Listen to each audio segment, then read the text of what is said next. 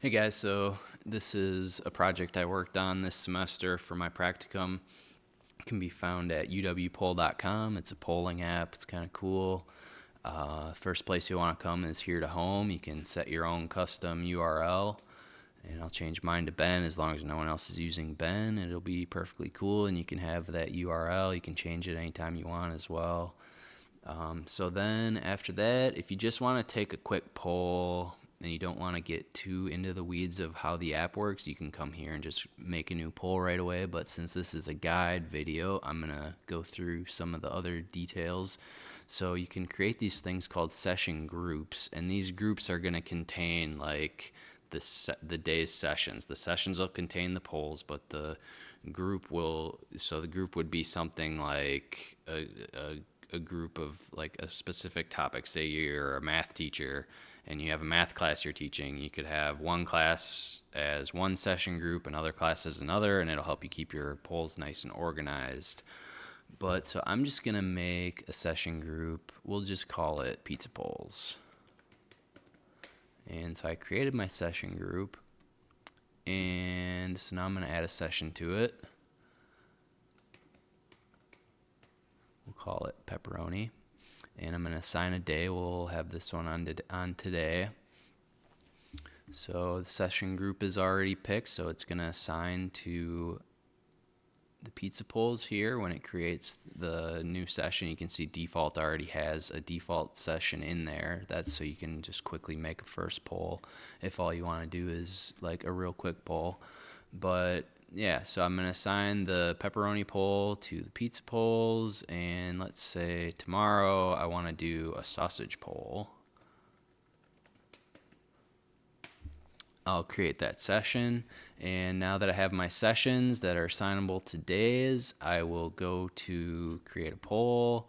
And so this is a cool part of the site. It can do both plain text and a math equation.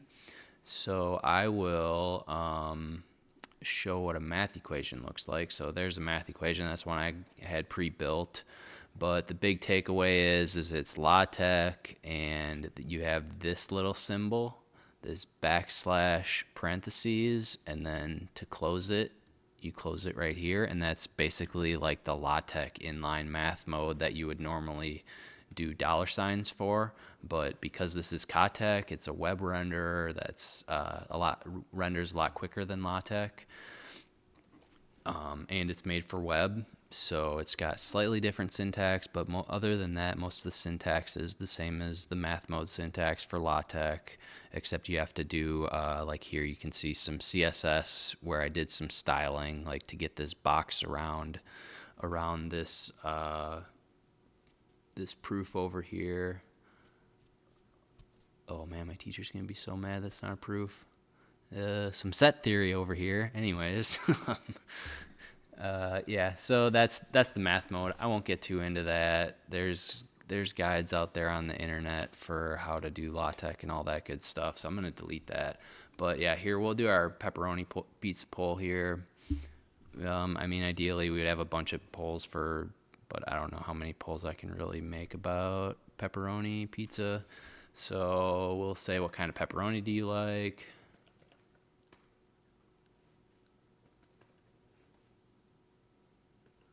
And that's actually the name, so I will just copy that as the question as well. And then I'll add some responses: fresh, frozen.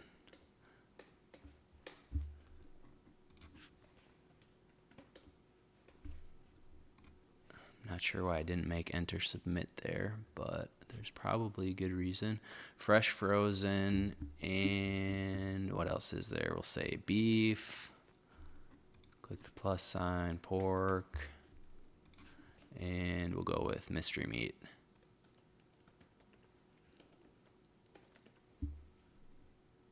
And so say I don't like the mystery meat option, you can click here to delete it. And so now we've got our question and name. We've got a name for our question. We've got the question itself, and we've got all our responses. This is about what the poll is going to look like to the user. And so we can come down here and we say, okay, we want the session group to be our pizza polls, and we want this to be our pepperoni pizza session. So I create the poll, and now you can see the poll down here. There aren't any other polls, but you can also click on this and it'll give you a preview of the poll. If I had more polls, you could also click on those. You can delete the polls right here if you don't want them. That will also delete all the historical data associated with those polls, so be careful with that. But yeah, so we have our poll made. And now, I mean, I could make more sessions and more session groups and all that, but I'll just show how the calendar works. So because we assigned that session to today, it's already good to go. It's already right there. But if there were no sessions assigned to today, the app would send you to this page to assign a session, and you can get the sessions. You can see here on the month, but you can get all of your sessions by your session group up here, and they're color coded, and that color will stay the same until that session group gets deleted. But so then I can grab the session out of here and I can put it right there. If you're on your phone, it's the same thing I'm doing with the mouse, just with your finger. You can drag it over here to the right. If you hover over to the right, it'll go to the next month. If you go over to the left, it'll go to the previous month. It also works if you hover over these arrows right here. And then if you want to snap to the current month, you can go hover over the month. That will also take you there when you click.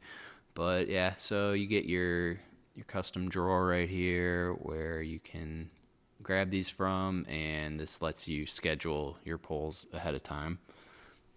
And so now that we have our pepperoni poll made, we have the pepperoni session assigned to today, we can go to, what we want to go to is activate poll, but you could also go to polling. Oh, it looks like I have an old poll active actually. So I will in fact go to activate poll, and we'll see today's sessions and the polls.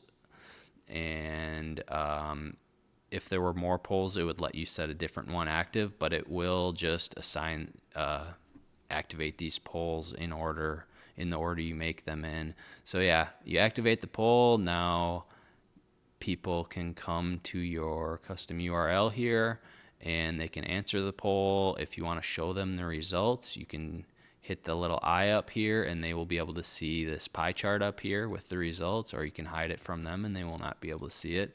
And then when you're done with this poll, normally, so you would hit save results and continue. If you don't want to save results, you can hit stop polling and it'll just end the polls there. And then you could go assign some new polls or start at the beginning of the session's polls, whatever you want to do. But yeah, if you hit this little play arrow, it'll save results and continue. So now that's saving, so we should be able to go see that past data. So here are my past sessions, and we don't have any responses for the sausage polls yet, but we have a response for the pepperoni polls. And so yeah, if you were to give this poll multiple times, it'll save all that. It'll give you the date here, and then you can export this to PDF with a description. And you can either choose to download the selected session's most recent polls, or you can download all of them. For me, it doesn't matter since there's only one.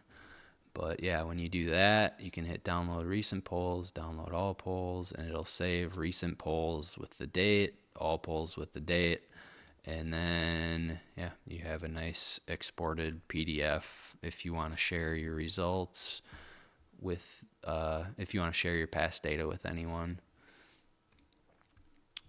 And that is pretty much the entire app. I also have this dark mode here if you prefer the dark mode. And beyond that, I have this share groups. So that will share an entire session group, which will contain the sessions and the polls that belong to the session. So if you want to share a group with someone, all you do is hit the little share button, and we could share our pizza polls, and it copied the collaborator group code.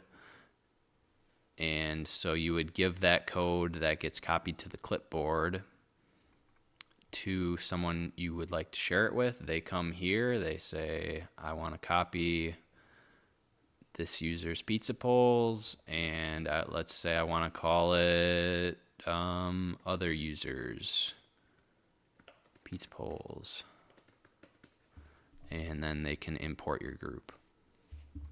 And this is a long operation, so I have a cold start from my database, so it's a little slower because it's happening server side, and the VMs have to warm up first. But yeah, now you'll see it goes a lot quicker the second time because, yeah, no cold start. But that is UWpOll. I had a lot of fun working on it. I'm looking forward to putting in some more work on it and hopefully getting some people actually interested in it and using it. It's definitely made with the classroom in mind, but it is a general polling app that can really be used for pretty much all of your polling purposes. Thanks for watching, guys.